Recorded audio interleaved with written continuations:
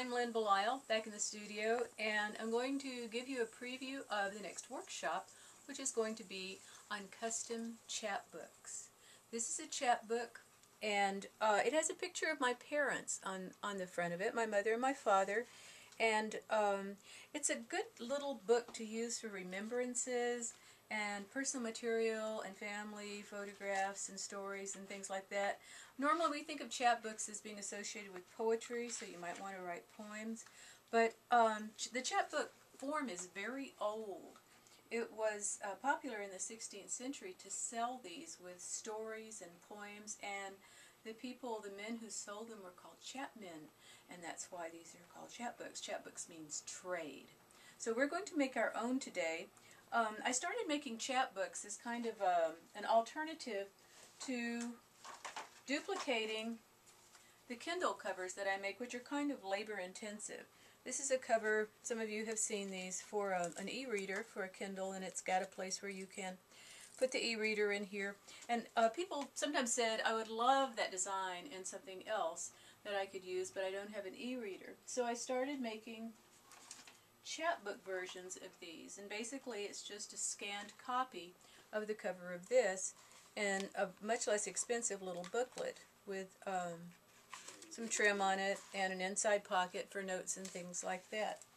So you can see that we can personalize these in almost any way we want to, and they're also very easy to sew. This is called a single signature binding. So even though you do sew the book, it's very simple, and you can put one of these together, if you know where you're going with it, in less than 30 minutes. So this is what we do to get started.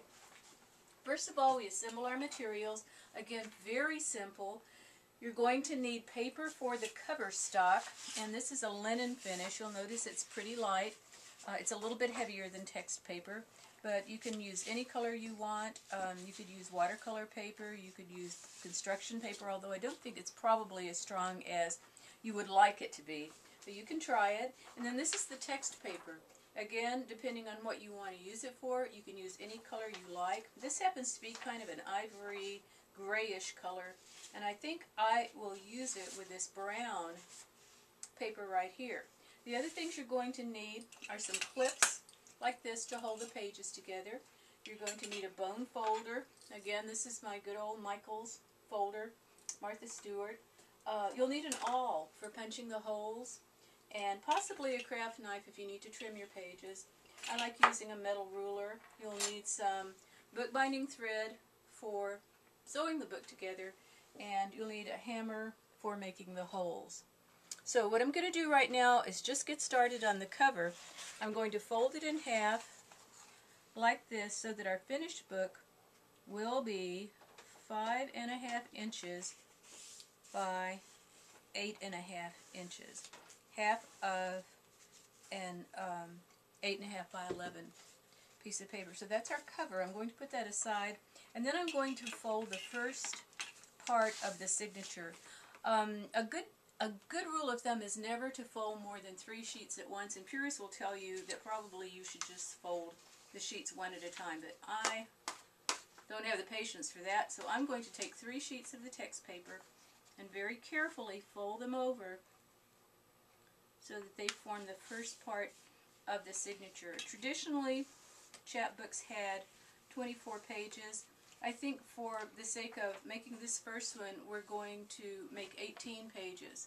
So when I take 3 pages and fold them in half, this gives us 6, and so we'll need 2 more of these signatures, and that will give us our 18 pages. So when I come back, I'll show you how it all fits together. Okay, I have folded my pieces of paper together, and I've stacked them all so that they make a nice little inside of the booklet. And they're going to fit inside this linen textured cover right here. Everything gets sewn together before you actually trim it. So I'm going to put it together like this, and then I'm going to use a special trick, which I will show you at the workshop, to measure your holes and to place them without actually even using a ruler. So this will show me where my holes are, and then I'll show you at the workshop the method of using the single signature stitching to hold the book together. So I'm ready to go. I've got my little template to mark the holes. I've got my awl, I've got my hammer, I've got my needle and my thread, and I'm ready to sew. Be right back. Okay, I've just finished sewing this chapbook, and this is the single signature stitch.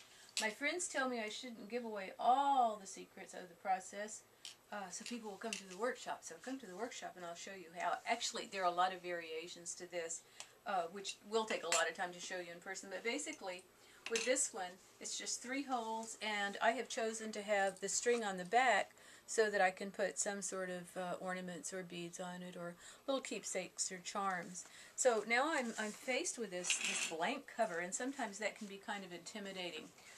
The first thing I want to talk about, and we'll talk about more, is the rule of thirds. If you're looking at a blank piece of paper or even a blank web page and you don't know what to do with it, you know what you want to do. I want to put this picture of my mother and father on there, and I've scanned it in, and I've also scanned in as the background this old letter that was written by my aunt to my mother the day I was born, and you can see that's part of the outline.